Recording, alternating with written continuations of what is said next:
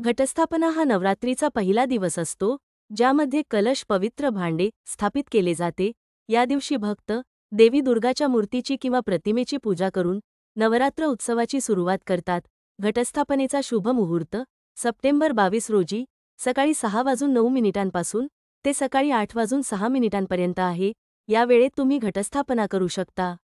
घटस्थापना करण्यासाठी मातीच्या ताटात किंवा पत्रावळीत प्रथम माती टाकावी, त्यात 7 प्रकारचे धान्य टाकावे आणि वरून थोडी माती टाकावी. मातीच्या कलशात घट, गंगाजल भरून त्याला मौली धागा बांधावा.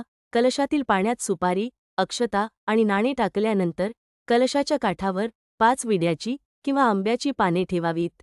घटस्थापनेचे साहित्य नवरात्रीत घटस्थापना करण्यासाठी मातीचं लहान मडकं, विविध प्रकारची धान्ये, लहान टोपली, माती, कापूर, रांगोळी, वेलची, लवंग, सुपारी, अक्षतांसाठी तांदूळ